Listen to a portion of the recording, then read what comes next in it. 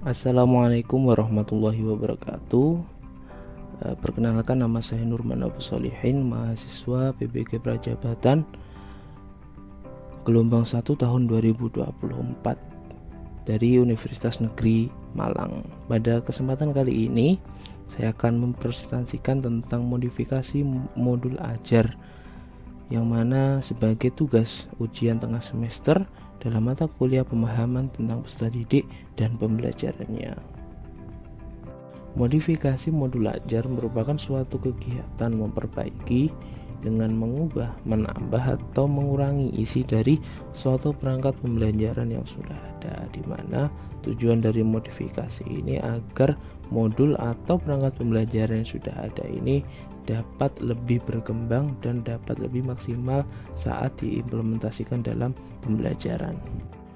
Yang pertama saya lakukan untuk memodifikasi modul ajar dari guru pamong saya ketika PPL 1 di SMK Negeri 11 Malang adalah menambahkan cover agar modul belajar ini lebih menarik. Selanjutnya, dalam modul ajar yang diberikan kepada saya belum terdapat nama penyusun dan kompetensi awal dalam identitas atau informasi umum, maka saya menambahkan nama penyusun dan membuat rincian beberapa pertemuan yang akan diterapkan dalam modul ajar tersebut.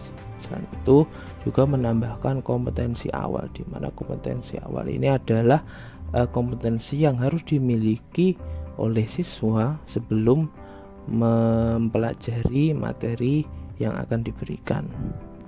Yang kedua, dalam modul ajar identitas dan informasi umum, di sini profil pelajar Pancasilanya hanya bernalar kritis, kreatif, dan gotong royong.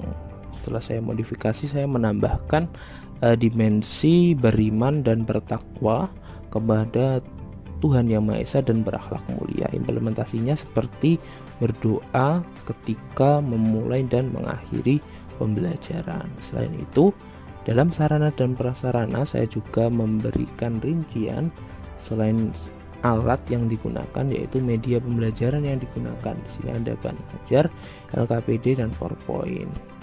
Selain itu juga melampirkan berbagai sumber ajar yang lebih banyak agar peserta didik dapat memperoleh literatur sumber belajar yang lebih kompleks.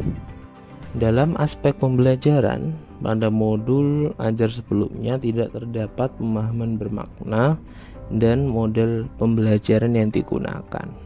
Maka dalam modul ajar sudah saya modifikasi, ada moda pembelajaran yaitu tatap muka atau luring, ada model pembelajaran discovery learning, dan ada juga metode pembelajaran ceramah, diskusi, presentasi, dan tanya jawab. Selain itu saya juga menambahkan pemahaman bermakna dari apa yang akan dipelajari. Jadi diharapkan peserta didik dapat mengetahui, memahami prosedur penyelesaian SPLTV atau sistem persamaan linear 3 variabel yang digunakan dalam memecahkan masalah kontekstual yang berkaitan dengan SPLTV. Pada kegiatan pendahuluan saat pembelajaran, saya menambahkan dua aspek, yaitu guru memberikan salam kepada peserta didik untuk mengawali pembelajaran dengan hal yang positif. Maksudnya guru memberikan motivasi positif, penyemangat positif kepada peserta didik agar peserta didik dapat bersemangat mengikuti pembelajaran. Yang kedua, guru juga menanyakan kabar peserta didik hari ini agar terjalin kedekatan antara peserta didik dengan guru sehingga nanti pembelajaran dapat berjalan dengan baik. Pada kegiatan penutup pembelajaran, di sini saya menambahkan refleksi yang sebelumnya tidak ada dalam modul sebelumnya. Di sini setiap akhir pembelajaran akan ada refleksi baik bagi peserta didik maupun bagi guru. Refleksi ini berguna untuk mengevaluasi bagaimana pembelajarannya sudah dilakukan dalam pertemuan tersebut.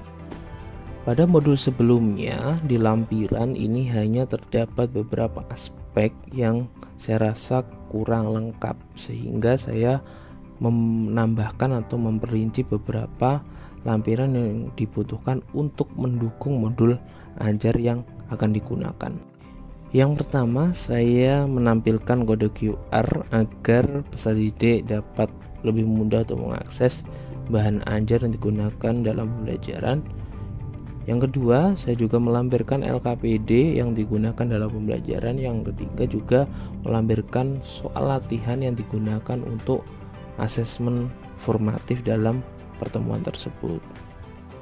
Selain itu juga saya menambahkan lembar penilaian pengetahuan yang berisi tentang kunci jawaban dari soal latihan soal tadi dan juga skor untuk masing-masing tahap yang ada dalam soal tersebut. Nah, lembar penilaian ini digunakan untuk acuan menilai seberapa jauh pengetahuan yang didapatkan oleh peserta didik dalam materi tersebut.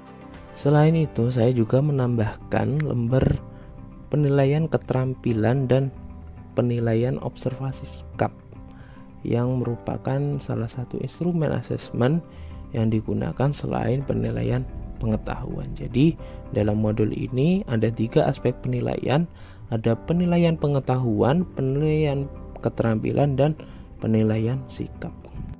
Sekian presentasi dari saya, modifikasi modul ajar yang saya lakukan dari modul ajar sebelumnya. Semoga presentasi ini dapat bermanfaat, dan apabila ada kurang lebihnya saya mohon maaf. Terima kasih banyak. Wallahul muwaffiq ila aqwamit thoriq. Assalamualaikum warahmatullahi wabarakatuh.